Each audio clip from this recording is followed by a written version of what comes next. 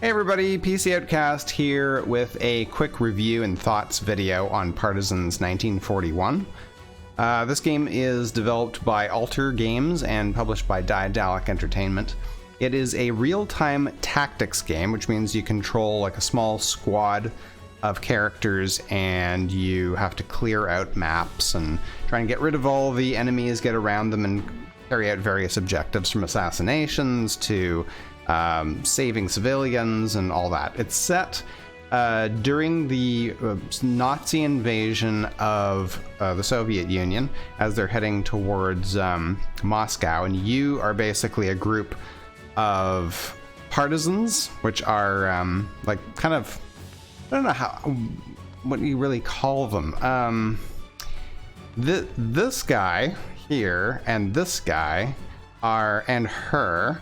They're all like members of the Soviet army, but they're caught behind enemy lines, and they've teamed up with this girl who's a medic and this guy and his son over here, who are kind of, they're hunters, but they're kind of like freedom fighters. So I'm not sure exactly what a partisan is, but they're basically not part of the regular army, and they're trying to like do damage behind enemy lines. They weren't sent back there. They were literally caught behind enemy lines when the front moved past them. So they're back there basically doing like guerrilla warfare, trying to hamper the Nazi invasion. So anyway, yeah. So this game, I was really excited to try it out, and Daedalic was nice enough to send me a free key to check it out.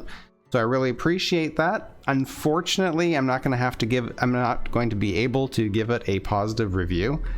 First of all, let me tell you why I was excited to try it. I really like real-time tactics games like this. It's similar to the Desperados series, the Shogun series, or the Shadow Tactics series, the Commandos series, and I like that type of game. I'm not super I don't really like real-time strategy games as much, but these little tactics games, because I like sort of the sneaking around, stealthy type of stuff, and that's how they usually are. You normally have a set of skills per character, and you have to figure out how to use those skills to get past the various objectives each map.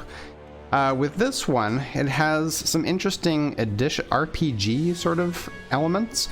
Each character has their own skill tree, and every one of them has at least one or two unique abilities, so that's really cool.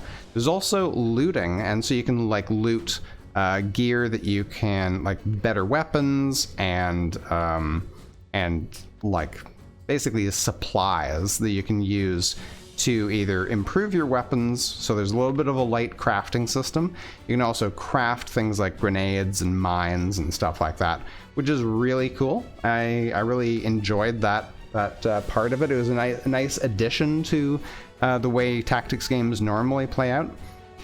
The game also has, it's not just stealth, there is open combat, and that is probably my main complaint against the game, the way the open combat was handled.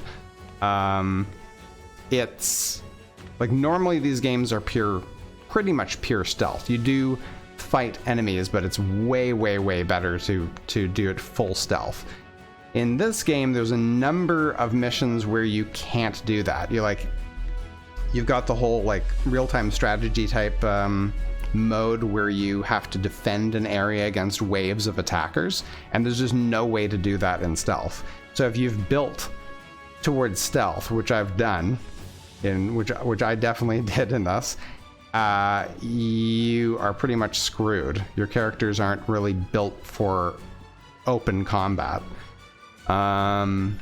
So yeah, like the stealth is better on certain levels, and you don't know going in which is better. So you probably should have, if you can, have two entire separate teams, one that's based on stealth and one that's based on open combat, and then you'd have to restart the mission, which you can't actually change. As far as I can tell, you can't change the characters once you've started the mission. So you can't like go back to base and change your characters. You'd have to have a save that you can reload that was before the mission even got started. It's kind of complicated. They really should allow you to change your characters like at the beginning of the actual mission. And if there is some way to do that, I apologize to the developers, and I wasn't able to figure that out. There is a lot of stuff that is also not explained. Quest objectives are sometimes very difficult to figure out how to do them, where to go. There was, for example, one quest where I had to destroy some anti-aircraft guns, and it just said you don't have what you need to do this. So I assumed I needed some kind of, explosive or something, but I didn't have it on me, and I had no idea where to acquire it. Because there are sometimes things that you need to acquire within the scenario to be able to accomplish the objectives. And normally it's fine. You just come across it, no problem. You're just doing your exploring and stuff. But that particular quest, I had absolutely no idea. And the place was crawling with enemies. I didn't want to scour every building and stuff trying to find these mysterious bombs. So it would be nice if it was like, go, it was pointing you like, go here to get the bombs, to go over here to blow this up. That would be great. What else? Yeah, so like I said, unfortunately there's, I guess, gameplay decisions that didn't really work out well. There's also some major bugs and glitches with the UI. Sometimes you'll be trying to get a character to do something, and you'll be like, out of 10 clicks, maybe 2 of the times it'll work. There's also some weird, I don't know if it's an intentional design with the AI or a bug. Considering the bugs with the UI, I'm guessing this is also a bug. What'll happen is you'll be sitting in position, watching where the patrol patterns and viewing patterns and stuff of the enemies are, and you'll be like, okay, I'm gonna move into this position, and then I can lure this enemy out and do that and stuff, and then all of a sudden it'll change, and you're like, okay, so this guy now turns around and goes this way. You reload, and now he doesn't do it, and he doesn't do it for like half an hour. You're sitting there and he doesn't move again, and then you move your characters and he still doesn't change, and then you reload and then he does change. So there seems to be something where reloading a previous save changes the AI behavior, which is really, really strange. Normally these games, like, they have a set, the enemies have a set pattern of what they're going to do, and you can try something. If it doesn't work, you can reload, and everything will stay the same. You can just change, you can try a different tactic, different approach or whatever, and that's kind of the part of the fun of figuring out how to get around this. But when the movement patterns stuff just change randomly sometimes, and it's not consistent either. It's not like they are constantly unpredictable, which would be kind of more realistic. It's like it only happens on reloads? ? So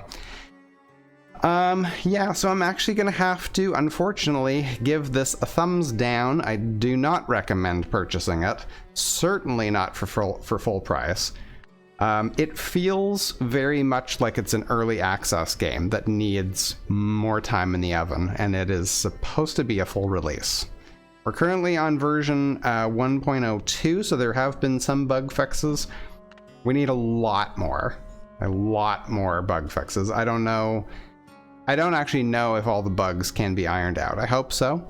And if all the bugs are ironed out in the next number of patches and stuff, it'll probably be a pretty good game. It'll still have the problem of forced combat, which you can try to build 4. Unfortunately, your characters really don't have a lot of health, and sometimes it's like 3 against 100, and you gotta try to position yourself where you can defend against that. But other than that, I would personally recommend going and buying the other game by Daedalic that's published by Daedalic, which is Shadow Tactics Blades of the Shogun. And that is currently on a massive sale on Steam. So for the next, I think, 2 weeks. So I would recommend actually buying that game and waiting for Partisans to be improved and probably to go on sale at some point. So there you go. That is my review of Partisans 1941, a game I really, really wanted to love, but ended up really frustrated by. Thanks very much for joining me, guys. We'll see you in the next video.